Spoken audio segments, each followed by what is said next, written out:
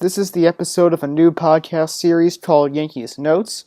Basically, what this podcast series is about is my commentary on the current roster moves and other situations with the New York Yankees. So, this is the first time I'm doing it, just going to see where it goes. I don't know if it's going to be a weekly thing. Probably not, but anytime there's a good source of news of the Yankees, then maybe I'll do it, or I'm just trying it out. That's the bottom line. I wanted to do a new podcast about this, especially because I've always wanted to blog about Yankees Notes, but I feel like with a blog, then it might be too late with the news coverage, but a podcast, I can, get it out earlier. I just felt like I'd rather practice broadcasting than do writing, and I feel like blogging would be a bit more difficult with what I'm trying to get at, which is just outlining what's going on with the Yankees as fast as possible and as soon as possible, and even then I'm a little bit late. What I'm first going to start talk out with is the Yankees' current financial situation. The Yankees' projected payroll is $220 million right now, and the part of the collective bargaining agreement between MLB, which is between the players and owners and teams, is that the it's not really a salary cap, but if a team reaches $206 million this year, or rather exceeds it, then they will have to pay a luxury tax. Now, the Yankees, mind you, have paid the luxury tax for many years in a row until 2018, when current owner Hal Steinbrenner said that they wanted to get under the luxury tax, which they did. They didn't have to pay any penalties for the first time in many, many years. I think at least 12 to 15 years or so. But then the Yankees decide to go over this year, which is perfectly fine, and I'll get to why that is. But the player they do that for is not Manny Machado, who is a difference maker of a player. It's for DJ LeMahieu, who's going to essentially be a super utility guy. Pay him $12 million, and yes, I know $220 million minus 12 is, or $12 million is $208 million, but this is before Ottaviano, and he had a $9 million of salary, so they basically added him to go over the luxury tax, and that's what I'm a bit annoyed by. Now, Yankees have room to go over the luxury tax. Their revenue spending is ridiculous. Last year they had $193 million payroll, which is pretty big, but it was still under the luxury tax of $206 million. But they had $650 million in revenue, so they can, go over the first penalty of $206 million, over the second penalty of $226 million, go over the third penalty of $246 million. I mean, each one, they have to pay more for every dollar. Obviously, we've passed each increasing threshold to pay more money, but Yankees have more than enough to do that. So, ideally, they actually could have tried to sign Machado, but my prediction is they won't sign him now because they have LeMahieu. Now, let me give you some background on DJ LeMahieu. So DJ LeMahieu is a 3-time Gold Glover for the Rockies, 1-time batting champion. He is a mostly contact hitter. His splits are very different from Coors Field, which is the Colorado Rockies stadium. I should mention that LeMahieu was originally drafted by the Cubs, but was traded to the Rockies when he was in the minor leagues. Well, there's something called the Coors Field effect, and it makes hitters play better because of the rocky air weather conditions. And LeMahieu really capitalized that. His OPS, which is a combination of on-base percentage, the percentage you get on base, so basically any hits, walks, or times you get hit by a pitch, versus the number of times you go to the plate. So, in baseball, a 330 on-base percentage, meaning you get on base 33% of the time, is about average, and 350 and above is above average. And then OPS is a combination of on-base percentage and slugging. Now, slugging is based on how much damage you do the times you get a hit. And that's a certain way of putting it. So, a single is for 1,000, double 2,000, triple 3,000, homer 4,000. All those types of hits are factored into at-bats. So let's say I have a single in 4 at-bats. That's 1,000 divided by 4, so that's going to have 250. That's my slugging percentage.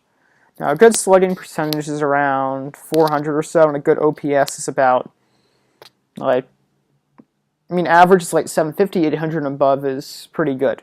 Now, of course, field effect on DJ LeMahieu, his OPS at home was 793, so, that's pretty solid.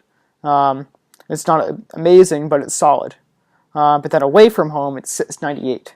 And that's especially concerning since, now that he's away from Coors Field, he might be closer to the 698 than the 793. But Yankee Stadium is notoriously known as being one of the most hitter-friendly ballparks, and LeMahieu does have an increasingly opposite field pop, which is or power, which is good for the Yankees' short right field fence, which is one of the shortest in baseball. So that's good.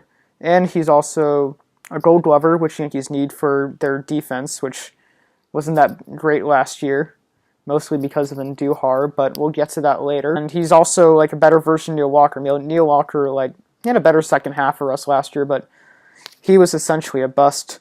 If you look at his numbers, he had a -5 DRS and -2.1 UZR per 150. Basically, those are defensive stats. DRS is defensive runs saved. So if you're in the positive range, that means you've helped your defense. In negative range, you've hindered your defense. So Neil Walker did not really help the Yankees defense at all. In fact, he actually made it worse.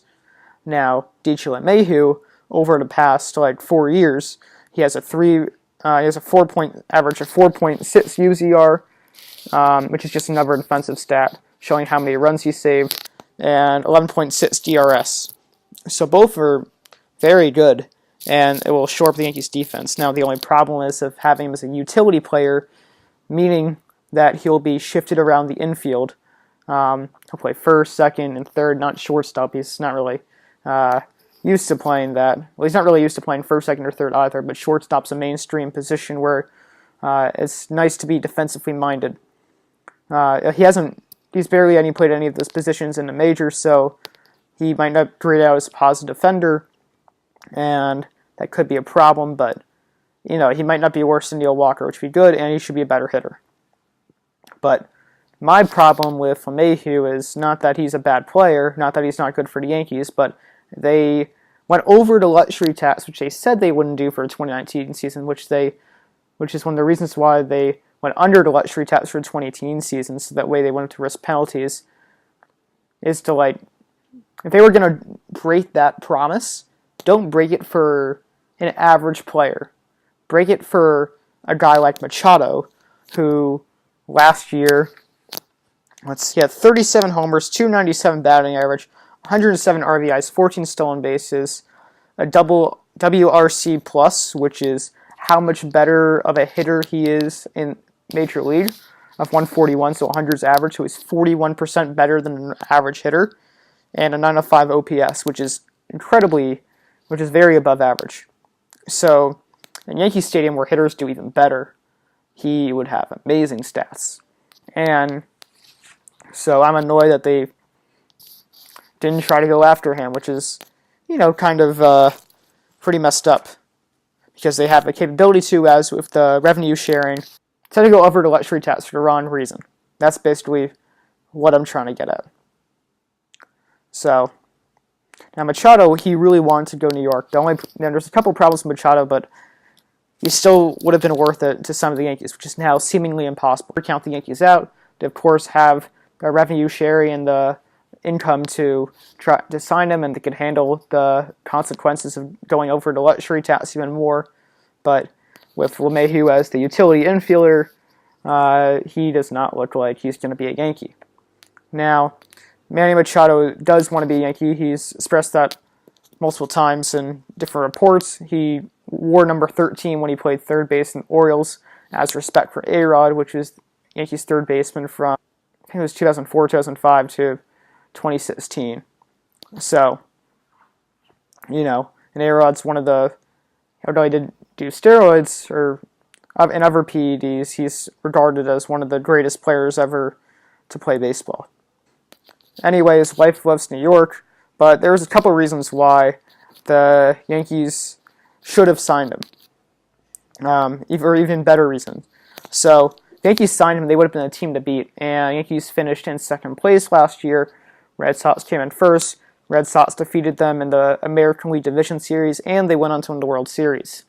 Since 2003, the Red Sox have won 3 World Series compared to the Yankees 1.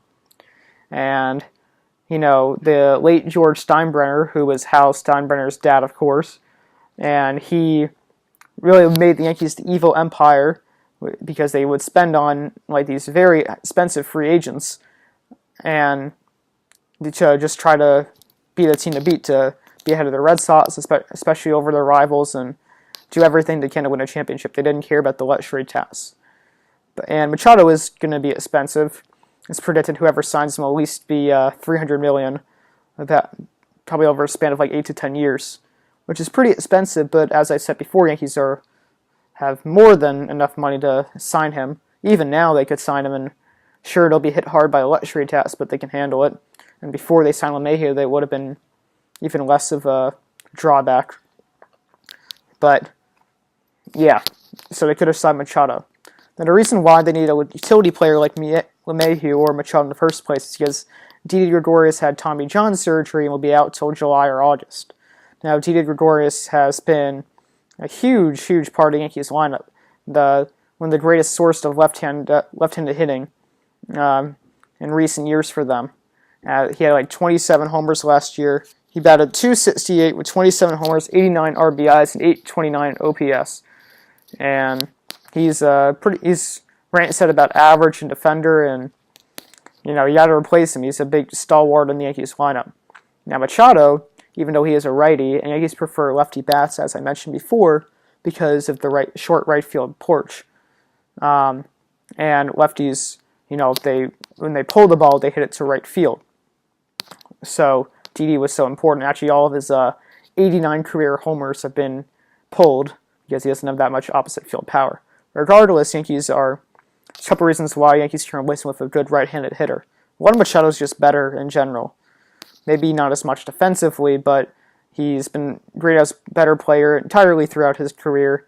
Had a 5.2 WAR, and WAR is a stat called wins above replacement, which is kind of like this overarching stat of, okay, so there's a replacement level player at 0. That's like your player that has not done anything to help the team or hinder the team. Now, if you have Machado's WAR is 5.2, meaning he gives his team 5 more wins than the normal regular player would have, versus Didi Gregorius 4.6. So, and any sort of wins are important, and over his career, Machado has about a 31. He's a 30.2 career WAR, and he's only 26. So he's only going to get better, and he's a better player than Didi Gregorius, hands down. Also, the Yankees have players who can still hit over the short right field porch. Like, people were saying that, or writers were saying that Yankees should try to sign lefties because they should take advantage of the right field porch. But they actually have all the right-handed hitters, from Stanton to Judge to Sanchez to Voit to LeMahieu to Torres to Andujar, all hit homers to opposite field. Of course, they can pull the heck out of the ball too, which is important, but they could also use that short right field fence to their advantage. So taking a lefty bat out of the lineup for someone like Machado, who also has opposite field pattern, is not too big of a deal. Now, of course, I wish they would have signed Machado, and there's another reason why they maybe were a bit not keen on signing him. It's because of the fact that he didn't hustle. Now, he was notoriously known in the championship series for running through the leg, which National League MVP Christian Yelich called him an awful player to play against and disgrace to baseball for playing so harshly. And he also didn't run out a couple ground balls in the World Series, and that's on the biggest stage. And people were saying, wow, he doesn't care about his team. Now, Machado gave this awful comment too, saying, I'm not the type of player that's going to be Johnny Hustle. And meaning that he's not going to hustle out ground balls, which the baseball community just went nuts over. They're saying, what, he doesn't hustle, he doesn't have respect for the game, he doesn't want his team to win. And then, I actually believe the quote was kind of taken out of context. And he actually mentioned it later on to there's a difference between fake hustle for show and being someone who tries hard to win. And this is from MLB.com. And if you read into what he said a bit more, he was trying to get at the fact that like baseball's a long season, 162 games. Sure, he could jog on and off the field, or jog a bit more, or run a bit harder when he knows he's going to be out. But he'd rather conserve his energy. He's actually played some of the most games in a season the past couple of years, so it does work. And he always was a kind of a hard-nosed player for the Orioles and very big contributor. So I would say that wasn't the biggest deal, but it could have definitely been a part of the Yankees' reasoning and trying not to get him. One more reason why the Yankees could have got Machado would have been good is that they necessarily didn't have to. So Didi is a free agent next year, and Machado would be the Yankees shortstop for the next 8-10 years or whatever. And Didi be free agent, needs to let him go, and he's only going to play half a season at most this year. But they also could have said, if Didi comes back and they have Machado, they could have traded Duhar. Now, in Duhar, he was amazing last year. He batted 290 with 27 homers and 80 plus RBIs. Very, very good player for the Yankees. Probably the best offensive or most consistent offensive force the entire year.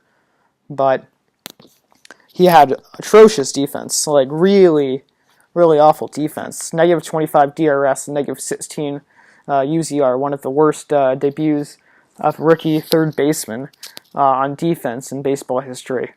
Although seemingly at the eye test he doesn't seem that bad, he's only 23 and he has time to grow. But I think it's better to keep him since he's such an offensive stalwart, and he was second rookie of the year. So, I think if they would have signed Machado, I would have been fine leaving Didi, as hard as that is, and as much as I love him. Or if they saw that Andujar's defense didn't improve this year, then maybe it would be time for a change. But regardless, it would have been nice to have Machado. There is one good repercussion of it, and one maybe last reason why it might be good not to sign Machado, and that's because Yankees got to start worrying about extensions. Now, Yankees already have a pretty large payroll, and they'll have a large payroll next year. And got to start thinking about some of the young guys who are only making about $500,000 a year until they're arbitration eligible, meaning that they can talk to the team about how much they should be owed. And for a couple of years, the arbitration process, the player will keep increasing their salary. So the team has to pay them more and more, and if you have an extension, you might be able to buy them out for a decent cost. So I'll give you an example. Aaron Judge is one of the best players in baseball, and he's not even arbitration eligible yet. So the time he is arbitration eligible, he can get a ton of money. Take Nolan Arenado, for example, in his last year. He's going to get between $24 and $30 million in arbitration. You could also buy it the last couple of arbitration years and try and pay them a large extension, like Altuve, who in his last couple of arbitration years, he was paid an extension of 5 years, $151 million. And that might be around ballpark what Judge gets eventually, where they can try to increase his arbitration salary and just put a set mark and not have to pay as much. And also just keep him longer as a Yankee too. That's another big reason of extending him. Don't want to risk him going away in free agency and perhaps paying him more. So there's also Aaron Hicks, who is getting paid $6 million his last year of arbitration, but deserves way more than that in the long run, because he's one of the premier center fielders in baseball. He was actually ranked top 3 last year. Now AJ Pollock, who is a similar comp to Hicks, with power, average defense, he's just more injury prone. Hicks is also injury prone, but Hicks is more up and coming than him. He got 4 years, $55 million from the Dodgers.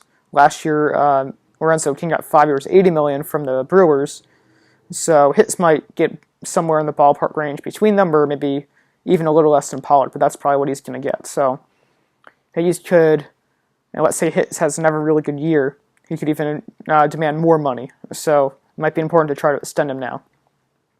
Then you have Dylan Betances, who's one of the Yankees' best relievers the past 4 or 5 years, and he's also going to get paid very well, so it might be time to extend him as well. basically what I'm trying to get at is that with Machado's salary and with these extension, Yankees would go way over the luxury tax and pay way more money.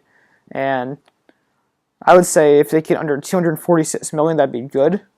And they are definitely now because they have LeMahieu. But let's say LeMahieu was not signed yet. If they had Machado on the books, they'd probably be paying like $236 million of payroll, and then you have not enough money to sign players to extensions. So that's the one good side of things.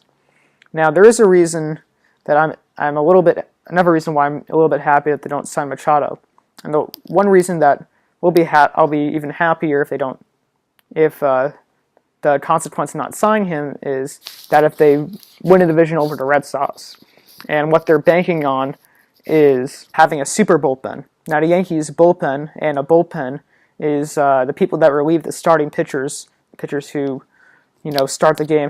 They have a 5-man rotation, and after every time they are finished, they're taken out, replaced by a reliever to finish the game. And Yankees bank on the fact that, all right, their starting pitching is decent. It's still one of the best in baseball, but decent for a playoff team. They know it's not going to be the best for them, so they have a really good bullpen instead, like a bunch of lights out guys. And one guy they just signed for 3 years, $27 million, was Adam Ottaviano, who in 2018, he's also from the Rockies anyway, and he's also of former Rocky Troy Tulowitzki, so Yankees are essentially Rockies East right now, as some writers call it. But anyway, Ottaviano pitched 77 2/3 innings pitched with 112 strikeouts, 158 batting average against, meaning that hitters got to hit 15.8% of the time. Good batting average is 300, so that's well below that mark. .99 whip. Whip is walks and hits and innings pitched, and that means he allows slightly less than one runner each inning, which is absurd. And he had a 2.0 Fangraphs WAR. There's also Baseball Reference WAR, just different sites and how they calculate WAR. And for a reliever, that's very, very impressive. So Yankees got him, and now they have Chapman, Green, Betances, Ottaviano, Holder. Those guys are all ridiculous pitchers, and they're going to have perhaps one of the best bullpens of all time. So they don't have the greatest starting pitching. In fact, they might even be worse than the Red Sox in terms of starting pitching. Even Red Sox manager said, sure, the Yankees have a better bullpen, but they might have a better bullpen than us, but we have better starting pitching, so even now.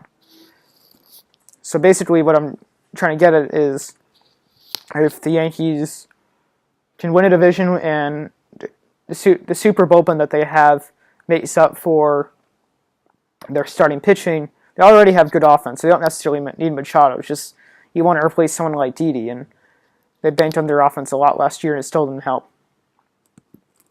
But improving the bullpen is a good step, and if they can win without Machado, then it helps them a couple ways. They are better than the Red Sox. They are the team to beat, and also they don't have to pay someone that much money for so many years, and they already have people on the books like Giancarlo Stanton for 13 years, $325 million. Ottaviano is also really fun too, because he's a New York native, has one of the best sliders in all of baseball. Seriously, check it out. Adam Ottaviano slider. It's utterly ridiculous. It's one of the best pitches I've ever seen in my life. Really cool. They have made their relief corps better than last year, which is already very good. They had Zach Britton, who was had one of the greatest seasons of a closer a couple of years ago with 54 saves and 54 chances. He replaced David Robertson. Ottaviano essentially replaced Chasen Shreve, who got traded to the Cardinals midseason, and he wasn't very good for us. So a lot better than the start of last year. And also their starting pitching is better, so even though it may not be as good as the Red Sox, it's still very good. Last year they had Jordan Montgomery and Sonny Gray fill out 3 and 4 spots in rotation. Now they have James Paxton and J.A. Happ. Now let me just tell you the stats and compare them. James Paxton last year had 11 wins, 6 losses, 106 innings pitched, 3.76 ERA, 3.24 FIP, which is kind of a stat that's like a truer ERA, focuses more on the pitcher. 11.68 K per nine, which means he strikes out way more than one batter per inning, which is incredible. 3.8 WAR, very, very good. J.A. Happ had 17 wins, 6 losses, 177.2 innings pitched, 9.78 K per nine, 3.65 ERA, 3.98 WHIP, and 3.2 WAR. So, very, very good. And this is how they compare to Sonny Gray and Jordan Montgomery. Sonny Gray last year went 11-9 with 130.1 innings pitched. Basically, nowadays, 150 more is pretty nice with innings pitched, so not very good. 8.49 K per nine, 4.9 ERA, 4.17 FIP, 1.7 WAR, and had an alarming 3.94 watts per nine, when a good number for that's 2. So he walks way too many guys, has a high ERA, and not good projectability with his FIP. So he was, in short, an awful starter for us last year. Now, Jordan Montgomery was out for most of last year, out some this year with Tommy John. He was very good in 2017, but still not as good as Happ or Patson here as his stats. He went 9-7 to 8.34 K per nine, 155.1 innings pitched, 3.88 ERA, 4.07 FIP, 2.8 WAR, and that was in his rookie season. So, very good guy. It'll be nice to have him back, but obviously Patson and Happ are the better candidates, and the Yankees rotation is way better than last year. Oakland is way better than last year. So, in short, they may not need Machado to win the division, even though it will still be very tough, since the Red Sox still have essentially the same team as last year, perhaps even a little better. This is a bit unrelated, but it's still, of course, it's with the Yankees and how they're going to be a good team next year and how they can maybe take down the Red Sox and be the team to beat, is that their offense is still very, very good. I mean, they broke the home run record of 267 homers last year.